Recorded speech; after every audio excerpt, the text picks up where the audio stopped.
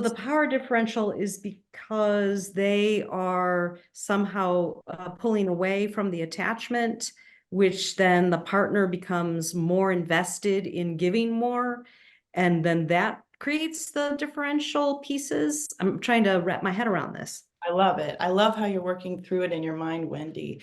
The power differential is found in the intention to withhold essential information from a partner, the intention to use deception, to gaslight, to take their partner out on dates and celebrate the anniversary, or bring home flowers as a gift of, to assuage their own guilt for what they're doing outside of their partner's awareness.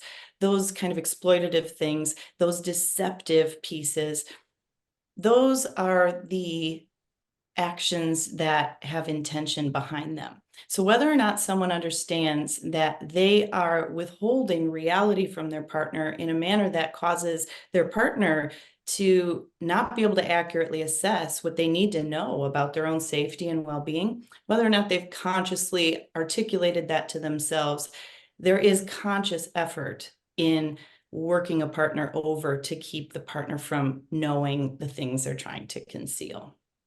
And I say it in a way I often say to my clients, which I say a little different than you do, but it's similar concept. It sounds like I often say, if knowledge is power, we often talk about that. Knowledge is power.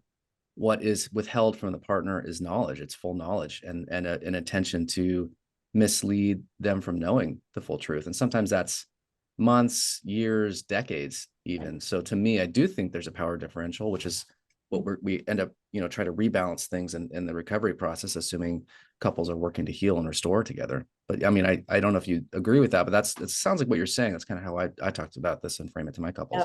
Absolutely. And I would just take it, maybe extend it even more into control as well. So the power imbalance that you've articulated, but then also the control, the choice to reduce someone's agency, to inhibit them from having proper consent to be sexual with you when you could be exposing them to STIs, or you could just be, carrying on in an emotional affair with someone, and therefore that wouldn't be very safe for the person who's unknowing of what's going on, right?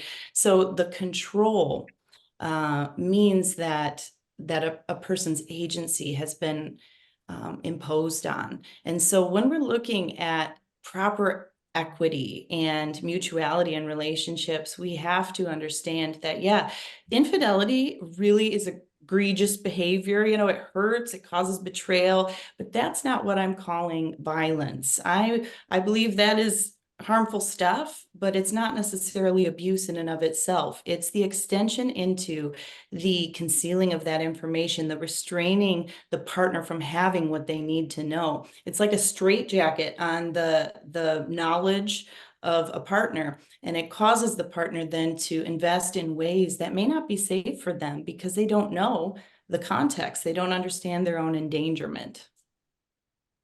I want to go back to something you said, which the way you said it was a new way of saying it for me.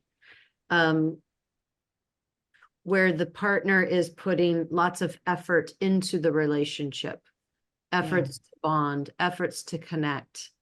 And, would they still do that if they knew the truth was happening?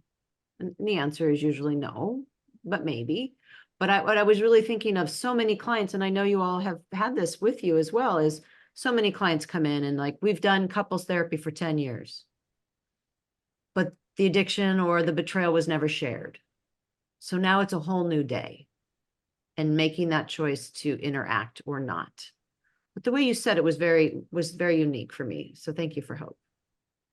Yeah, I appreciate that. I mean, it's everything from planning out a retirement, moving to a new state with someone, deciding to have another child, investing at home with the children so that partner can go build their career, or supporting their partner in the career, running a ministry together. That's where things get really sticky sometimes, being the face of a ministry with someone who's betraying you, right? I mean, these are situations where a partner is liable to be exploited when they don't have enough information about what's really going on.